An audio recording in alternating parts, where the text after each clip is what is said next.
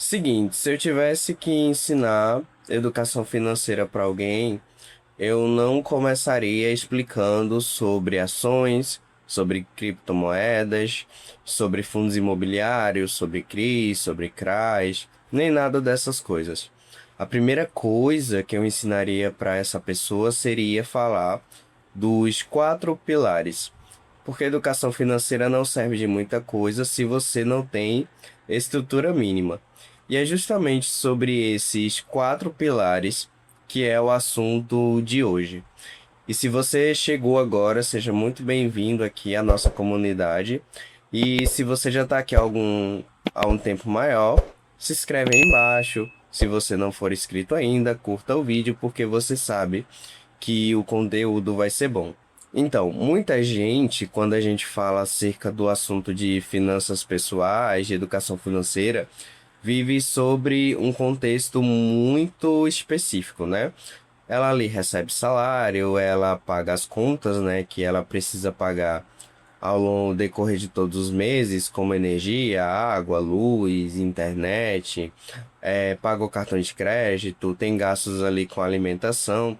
E aí, quando ela vê no final, né, na sua conta bancária ali, ela usou todo o seu salário ali para pagar o que ela classifica como gastos essenciais, aquilo que ela precisa. E aí todos os meses, né, isso vira um ciclo, ela não tem uma reserva, ela não tem ali um valor, né, que ela pode usar para algum tipo de emergência, para alguma coisa do gênero.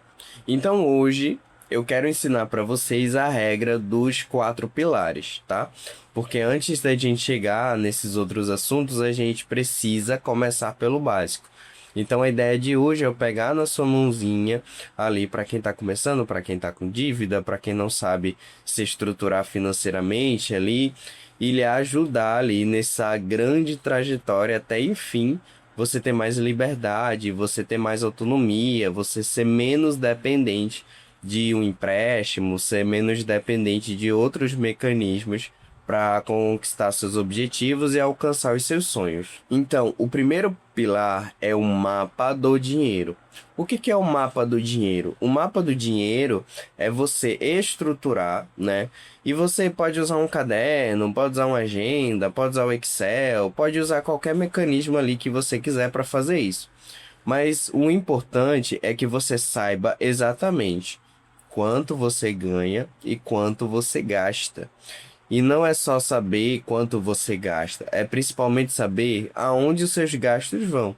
Então, por exemplo, talvez, né, dentro do momento que vocês estiverem fazendo isso, vocês vão perceber, por exemplo, que existem alguns gastos ou outros que podem ser ou retirados ou podem ser diminuídos. Por exemplo, se você tem um sonho de ter uma moto melhor, um carro melhor, só que, no entanto, você percebe que você paga um aluguel muito caro em uma região muito nobre. Então, possa ser, por exemplo, que você possa se mudar para uma região mais barata e essa diferença de custo, ela pode ser usada ali para ser guardada para você conquistar esse objetivo, para conquistar esse sonho que você tem. Só que isso só é possível se você fizer seu mapa do dinheiro, se você tiver o primeiro pilar, que é justamente você ali escrever, né? Escrever, anotar, colocar em uma planilha da forma que você se sentir mais confortável, da forma que você se sentir melhor ali e ver ali. Necessariamente você coloca de um lado as categorias, então você coloca cá, aluguel, alimentação, internet, água, enfim, outros gastos que você tiver. E aí do lado do oposto você coloca os valores. Em cima, né, dessas duas você coloca salário e do outro lado o valor que você ganha. E aí você vai elencando, colocando ali os valores de cada categoria. O segundo pilar, e eu acredito que a gente vai ter próximos vídeos que vai falar especificamente sobre esse pilar, né, caso vocês tenham interesse, é o pilar da reserva de sobrevivência ou reserva de emergência. E o que que é isso, a reserva de sobrevivência ou reserva de emergência? A reserva de sobrevivência ou emergência, ela é um valor que você guarda todos os meses, né? Você estabelece uma meta de quando você precisa guardar e como estabelecer essa meta. Primeiro, você tem que ter feito o mapa do dinheiro, tem que ter passado pelo primeiro pilar. Depois, quando você chega aqui na reserva de emergência ou sobrevivência, você sabe os seus custos mensais. Então, o que que você vai fazer? Você vai pegar todos esses custos essenciais. O que que são custos essenciais? São aqueles custos que não podem ser negociados. Por exemplo, você não pode negociar a alimentação. Não tem como você, vou cortar o custo da alimentação. Porque se você não comer, você, né, você tem um fim. E, por exemplo, aluguel também. Você não consegue cortar o custo do aluguel, porque você precisa ter uma moradia, você precisa morar em algum lugar. Então, esses gastos são os gastos essenciais. São os gastos que não são negociáveis. Então você vai pegar esses gastos que não são negociáveis, tá? Aqui não entra a saída no bar, aqui não entra a viagem, aqui não entra a ida ao shopping, porque todos esses são negociáveis. Então você vai pegar esses custos que não são negociáveis e vai fazer o seguinte: primeiro você vai multiplicar por 3, depois por 6 e ao final por 12. O que que isso quer dizer? Uma reserva de sobrevivência ou uma reserva de emergência, ela precisa ser composta por 12 meses dos seus gastos inegociáveis mensais. Então você vai pegar esse valor, multiplicar por 12 e aí você vai saber qual é a composição da sua reserva de emergência ou sobrevivência. O terceiro pilar é o controle do impulso. A sociedade capitalista, ela se estrutura muito referente às necessidades, aos adiantamentos dos sonhos, a trazer para as pessoas muitas coisas que por muitas vezes elas nem precisam. Por exemplo, você pode estar aí com seu celular pode estar funcional, só que aí no mercado já sai um modelo novo. E aí você fica com aquela ansiedade, com aquele desejo, né, de comprar um aparelho mais recente, sendo que o seu já abrange ali todas as necessidades que você precisa.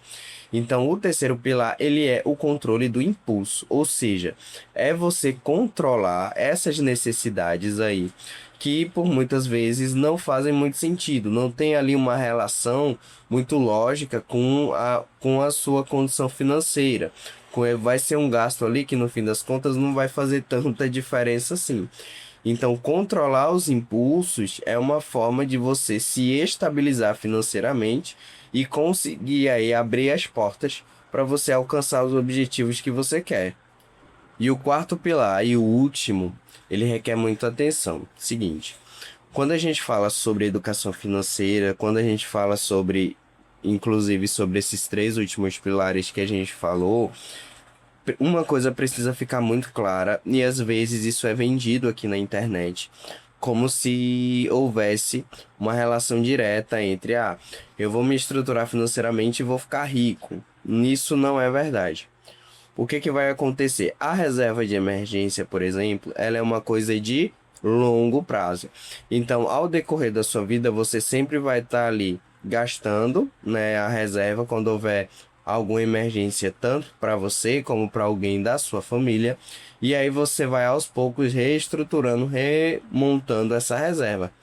Só que você vai ficar rico dessa forma? Não. Uma reserva de emergência, uma reserva de sobrevivência, por exemplo, ela não deixa você rico. Ela impede que você passe por perrengues financeiros. E esse é o objetivo. Ela lhe faz com que, por exemplo, em vez de você, né, quando precisar de um dinheiro ali no emergência para, por exemplo, fazer um canal no dente, ao dentista, o seu carro ele teve algum problema e aí você precisa fazer uma troca ali. Houve, por exemplo, uma questão de assalto e você precisa comprar um aparelho telefone novo porque levaram o seu.